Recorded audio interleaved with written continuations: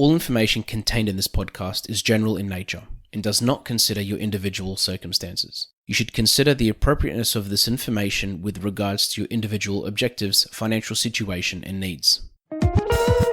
Welcome to Sharing More Than the Sheets, a podcast to help you and your partner make better financial and lifestyle decisions so that you can both focus on the things that you love. I'm your host, Michael Khouri, financial planner, green thumb, husband, and just dad.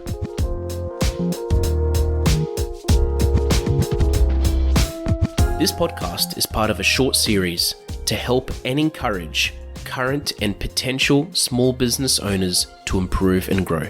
I will be talking to experts in their fields, as well as successful business owners, and we will be discussing what they do and how they do it so well.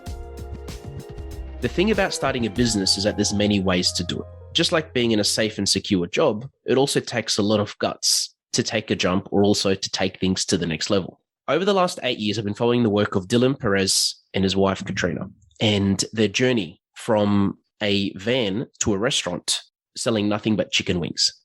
Dylan, thank you so much for joining us. Too easy.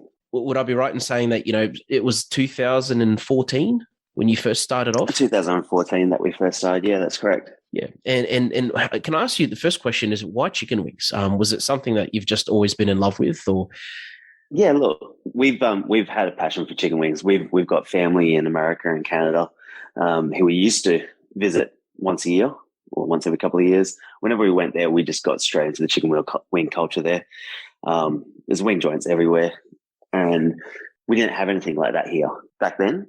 I think in Brisbane there's 2 places that you could get chicken wings, and that was it. So we saw the opening there, and we decided that we were going to start a restaurant, but we had just had our 4th child, and speaking to other friends that had restaurants, it wasn't going to suit our lifestyle, which is why we ended up looking into the food truck industry, which had only just started back then. I think there was only 3 other trucks in Brisbane at the time.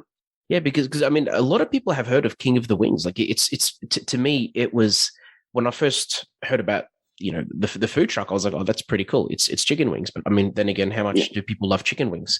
But they obviously do love chicken wings, because whenever there's a major festival or whenever there's anything like that, yous are there, and to me, what I want to talk about today is, your journey at the beginning, but also sort of, again, taking things to the next level, because I think you went to the US and you won a massive award there as well. Yes. So, well, taking it back to the beginning, I was in the nightclub industry and entertainment industry for 16 years. And Katrina was in hospitality. So she was actually managing restaurants for other people. But we then decided that we didn't want to work for other people. I said to Katrina, the nightclub industry, the entertainment industry, money's great, but the hours are terrible. And I did say to her that the only way that I was going to leave that industry is if we were working for ourselves. Yeah. And especially having children. Did you have children at the time, or was that before? Yeah. No, we've... Our eldest has just turned 21. Yeah. Okay. So we've got a 21-year-old, a 16-year-old, 9-year-old, and 12-year-old and a 9-year-old. Yeah. So I guess you saw it at the time as a way as well to have that more of a family balance as well. Yeah, definitely. And the food truck really did that for us when we first started the business, because we were able to drop the kids to school in the morning, go and do a lunch trade with the food truck, and then pick them up from school and be home by 3:30. And when you first started with King of the Wings, what was again going to the US to win that award, and then coming back? And I felt at that point that's when it really took off, when people started thinking, okay, hold on a second, like these aren't just chicken wings. Yeah, no, look, to be honest, I came from a marketing background, marketing events such as Superfest and Soulfest and nightclubs as well. So I basically took that theory and that way of marketing and put it into the food business and promoted my food business like it was an event. So within the first, I think we had 1,000 followers on Facebook before we even launched the business. Wow. And then within the first 3 months, we're sitting at about 5,000 followers. So it went viral very quickly, and we're getting a lot of traction. And it just grew from there. We're currently sitting in excess of 50,000 followers, and that's organic in Brisbane. what in Australia, but mostly in Brisbane. We've never bought likes on Facebook or Instagram. So it's a true following, and it shows every time we pull up the truck somewhere. We can literally give a day's notice, and we'll have a good couple of hundred people show up to get wings. Yeah, for their fix. Yeah. and the thing is as well, when it comes to, your journey, if we can, it was 2014, start of 2014 when you first started. And now, and this is the part that gets me really excited, is you didn't just think, okay, we have a successful food truck, let's just do that and chill and, work, half the week. You thought, no, let's just take things to the next level, because you've got a second truck now, and you've got a restaurant, which just turned one as well. That's right. Can you explain that journey? And I know you were telling me earlier with the second truck, I had some crazy issues. Yeah, so definitely. So the first food van that we had was a trailer. Obviously, we outgrew that pretty quickly. So it took us 2 years to basically save up to get a truck. So the difference being that the food trailer cost us about 60 grand to start up. The food truck is 120 because we're going purpose built as well. So we actually went to the States to represent Australia in Wingfest in New York, September 2016. And the day that we got back, we were supposed to pick up the truck from the builder. Rang him up to find out what time we could pick it up, and found out he went bankrupt while we were overseas. We then found out that liquidators took our truck because it was still in his name. It hadn't been registered over yet. We had already paid him the 120. Unfortunately, we couldn't get anything back. So we then had to take out another loan to purchase the truck back from the liquidators. And then only to find out from council that he had actually bodged a lot of the work that he had done on the truck just to get the progressive payments done. Obviously, we didn't know anything about building a truck, so we were trusting that he was doing the right thing. But majority of the work that he had done had to actually be pulled out and redone, including exhaust fans, cold room mechanics, even down to the seals on the benches.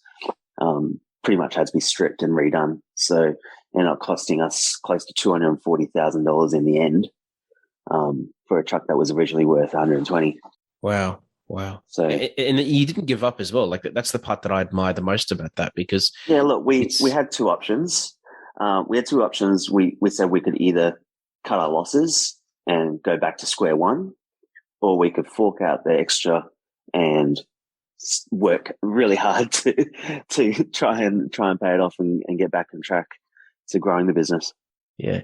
And then when did you work out, let's do a restaurant? Because again, like it's really just like what I said earlier, it's like being in a safe and secure job. If you have something that's popular, something that's working, definitely. It takes something inside you to be like, okay, I know this is going really, really well, but let's go do something else that's crazy and 10 times more work. Yeah, definitely. Look, it came down to the fact that we had an awesome team, and we were able to step out from working in the business and start working on the business.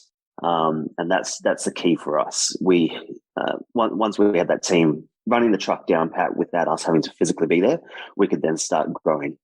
And that's when we decided to work on the restaurant, bricks and mortar. Yes. And can I ask you, having an awesome team, putting together people that you trust as well, what tips would you give to people looking at doing the same thing? Because most businesses start off, as one person or husband, wife band type of thing. And then it's that trust factor. It's definitely, I think the key that Katrina and I always put in place is to treat our staff well, because they are representing our business. The business is only as good as the staff that represent it.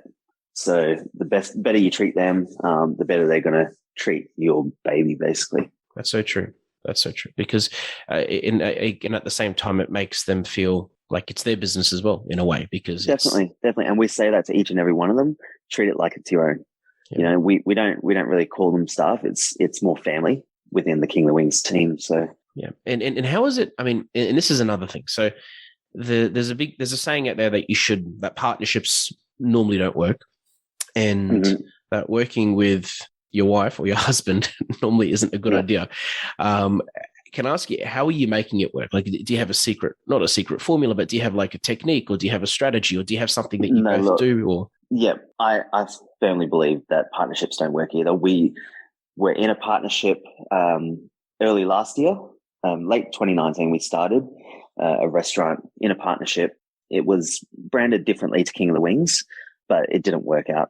There was a very different vision from the other party, which basically led us to starting our own restaurant on our own with no partners, no investors. And we've decided that whatever we do with the business from now on, it's going to be that way, just Katrina and myself. These podcasts have been brought to you by Better Financial Planning Australia.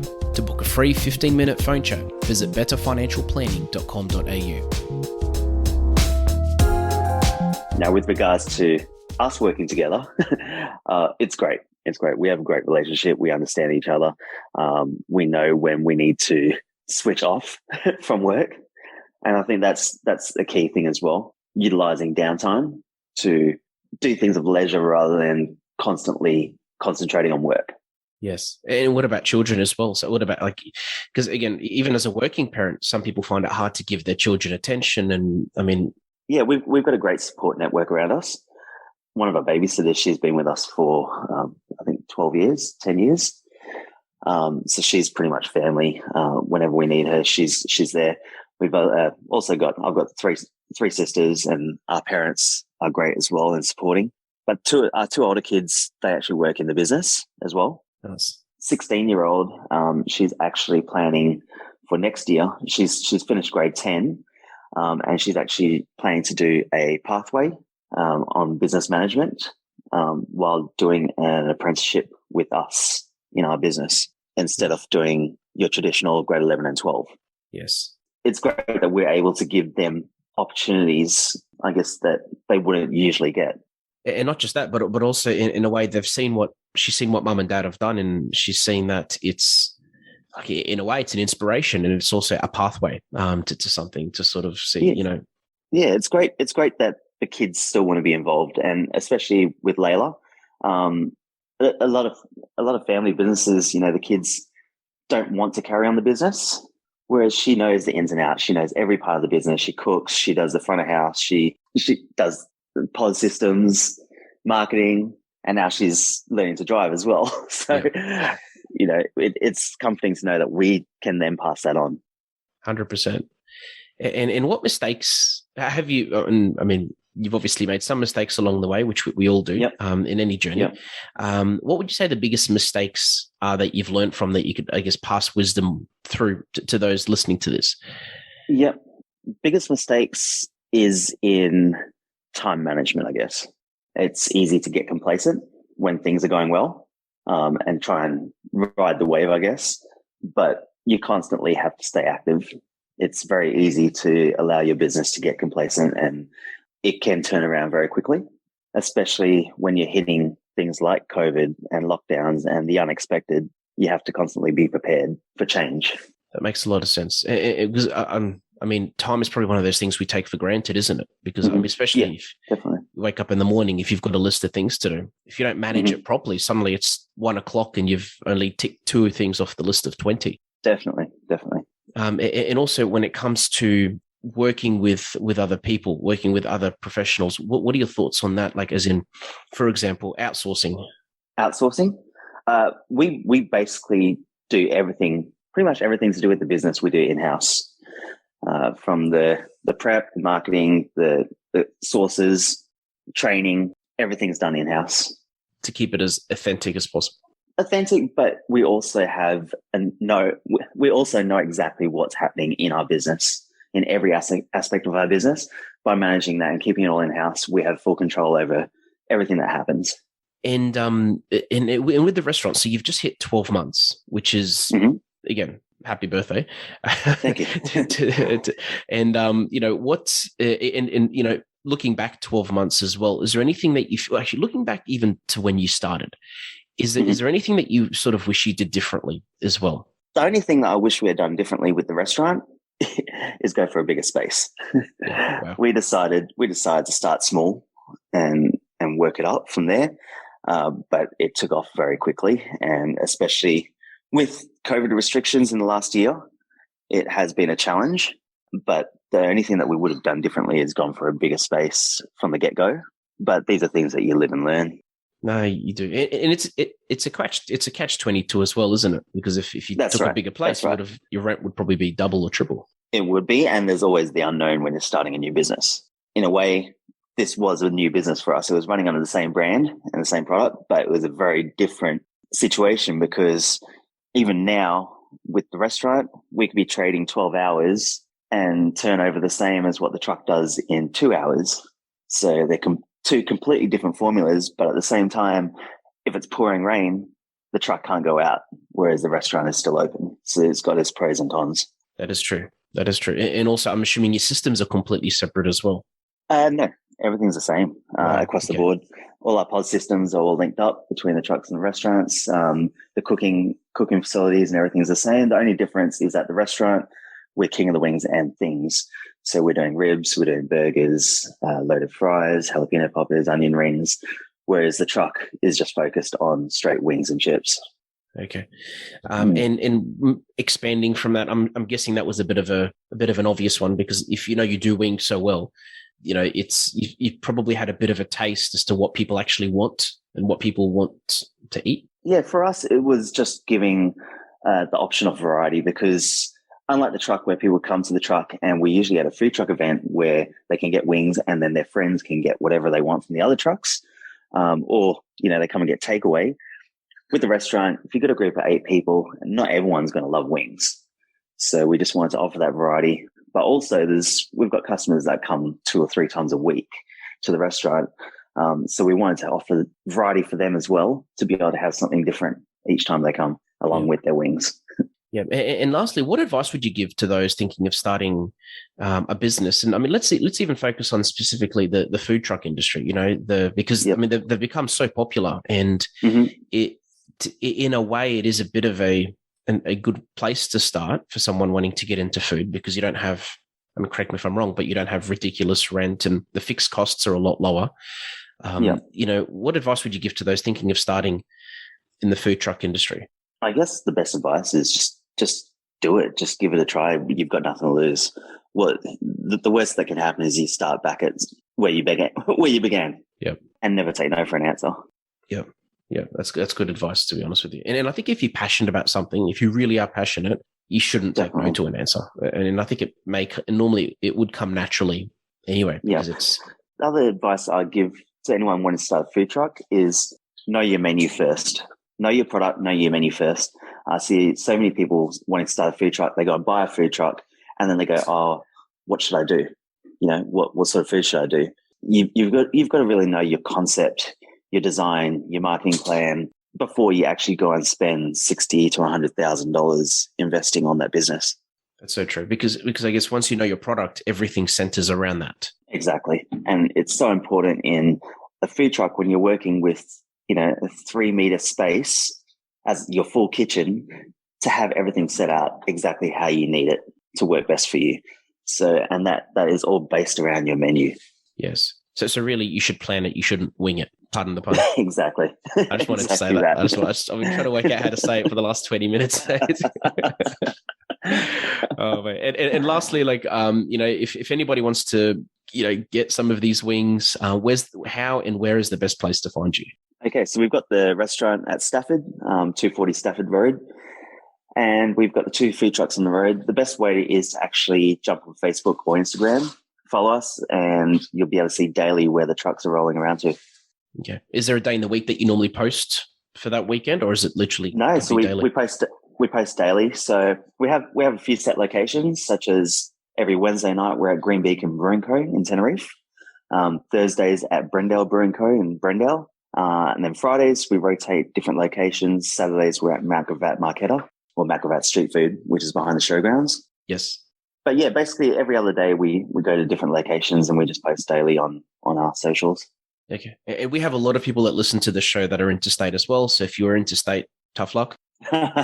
we are looking at options.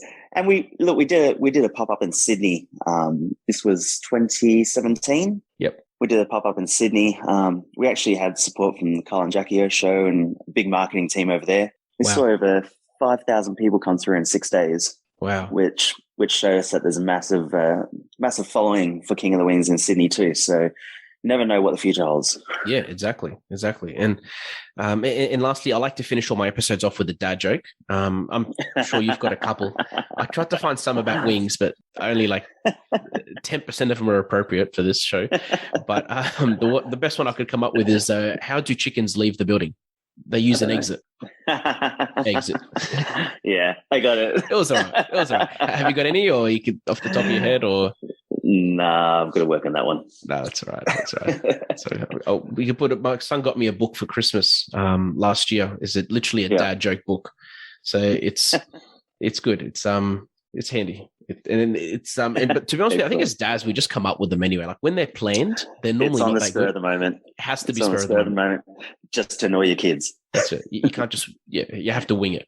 Yeah. Number 2. Now, thank you, Dylan. Thank you so much again for your time. I really appreciate it. And again, I hope whoever listening to this has got some inspiration out of it, because again, I've been inspired watching your journey, and I'm